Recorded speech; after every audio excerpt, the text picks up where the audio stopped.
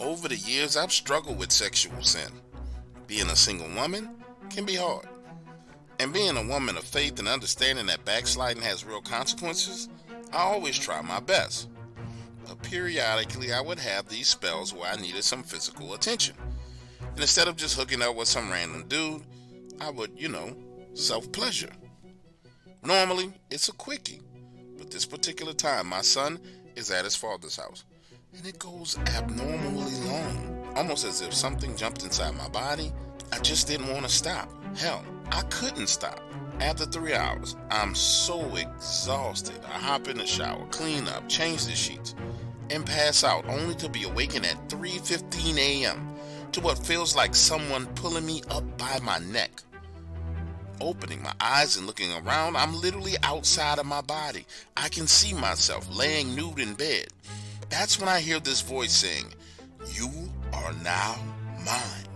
Looking in the direction of the voice, it's this werewolf-looking creature with these glowing red eyes staring at me, and it's holding me in the air by my neck.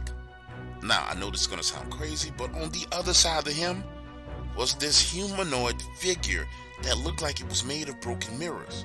Absolutely terrified, I tried to talk, but my lips wouldn't move. So I thought in my head, "Jesus, Lord, Jesus, help me." And just then, I'm slammed back down into my body. Now I wake up bouncing in the bed, and when my eyes open, I see that mirror-looking entity in the doorway. It looks just like a human being, except for it's made of broken and chipped glass. That encounter freaked me out so much that I haven't done anything like that since.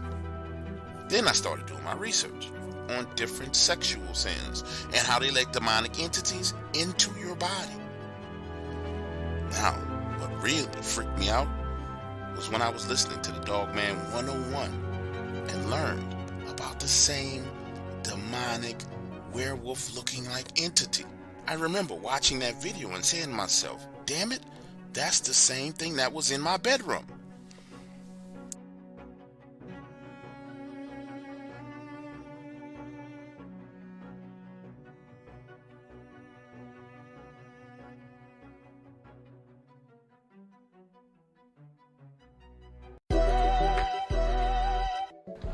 I'm waiting on some action to jump off in here. You heard what Mr. Molly said. We top flight security of the world, Craig.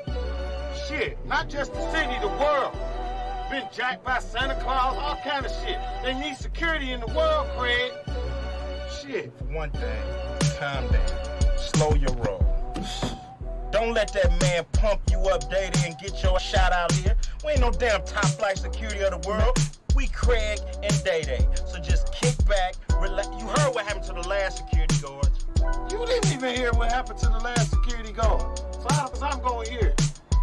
Just do your job and I'm going to do mine. In 2002, my cousin hooked me up with a job at a medical research facility right outside of Huntsville, Alabama. It's a 3-floor building with a basement. Now, the way this job worked was my shift started at 10 p.m. By 11:30, I had to turn off all the lights on all floors, including the basement, which was the morgue. The job was actually pretty simple and laid back. And once you got through turning off all the lights, the job was just to sit there the rest of the night and make sure nobody broke into the building. They had one of those guard booths with one of those little small lamps, and you were kind of like a light in the darkness of the building. Well, the first night on the job, I'm taking it real serious because my cousin gave these people word I would handle my business. I get down to the morgue, turn the lights off progressively, and as you're working down the hallway, turning the lights off, you move and leaving the darkness behind you. Imagine a scene. I'm going room to room, turning off lights, and the hallway gets darker and darker as you go. When you get to the end of that hallway, the only way up is one of those old school freight elevators. You know, the kind where you got to pull the door down and it has the window in it? Well, you pull that door down, hit the button, and then the elevator takes you up. So now all the lights are off. The elevator, which is at the end of the hallway, is the only thing that has lights. I lift the door up, go in, close the door down behind me, and hit the button. But just before that elevator starts to move, I hear this whispering sound, like straight up demonic whisper. Nonetheless, I head upstairs to the guard desk, sit down, and I'm chilling, right? And then you start hearing sounds coming from all over the building. And I know without a doubt, I'm the only person in the building. But it's the first night. I'm not running out on this job on my first night. No way, no how.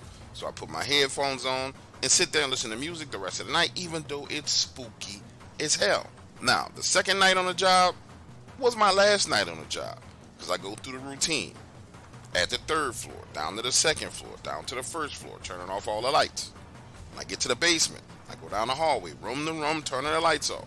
And now, when I'm turning those lights, you're starting to hear crazy shit like metal clanking and things falling over. We're not talking about small sounds. We're talking about big sounds, like metal locker doors closing and metal cups falling off countertops. But mind you, I didn't see not one metal cup in the basement. Now imagine a scene. I'm turning off those lights and fleeing the darkness at the same time. When I get down to the part where the elevator is, I swing the elevator door up, then pull it back down, hit the button. And you know how they got that little window on the elevator that I was telling you about before. Well, the elevator is taking an abnormally long time to move. And when I look in that window, I see what looks like these glowing red eyes getting bigger and bigger and bigger. Just when the elevator starts to move up, I get a clear view as to what the hell those eyes are attached to. And it's this creature. It looks like a freaking werewolf with glowing red eyes. And I understand the elevator is slowly rising, but that little door and window stays stationary. Well, as I'm going up, those eyes are locked on me. As that elevator moves all the way up, and I can't see the window anymore by my feet. Now, I'm not going to sit here and pretend that I was brave and bold. None of that. I get to the first floor, walk out the closest exit I can find, lock that door behind me, and go home. And when I tell you I couldn't wait to quit that job, I couldn't wait to quit that job, because I'm outside the place at 7:30 the next morning. It opens at 8 a.m. and I give them all of their shit. The uniform, the flashlight, the keys, go into the boss's office, and I tell him, listen, I'm sorry for inconveniencing you like this, but I'm going to have to quit this job. When he goes on to inquire about why I'm quitting, I tell him, listen, I'm not built for this shit y'all got going on around here. Now get this, he knew without a doubt something freaky and weird was going on in that basement, because the only words that come out of his mouth is, it's the basement, right? And I'm like, hell yeah, it's the basement. Then he goes on attempting to talk me into working one more shift while he gets the old security guard back on the phone and sees if he can talk him back in to coming to work. And I'm like, nah, bruh, you not listening to me. I'm not working here no more. You can mail my check for the 2 days I work to my house, but I don't want nothing to do with this building. Y'all got some freaky, weird shit going on around here.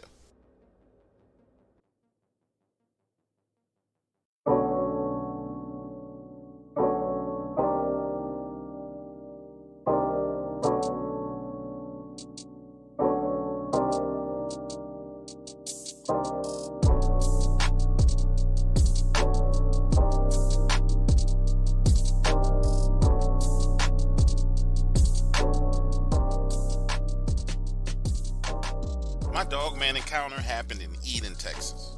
So it's me and my boy Billy. And for years we've been trying to hook up with these two twin sisters, the Shea twins. Their pops was a guy named Sam Shea. And Mr. Sam had 7 beautiful daughters, but he was wild over these girls. And what I mean by wild is like, you pull up on his property trying to date one of his daughters, and he likely to pull a shotgun on you wild.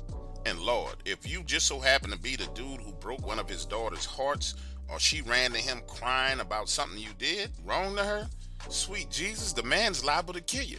I'm 16, Billy's 17. They sneak out of their father's house, and we picked them up on the road.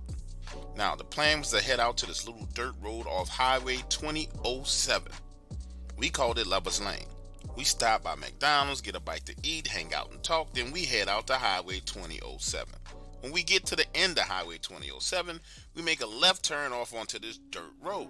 Imagine seeing it's pitch black out there. We're going down this dark road. We've been moving about 5 minutes when this werewolf-looking creature jumps out into the road right in front of us.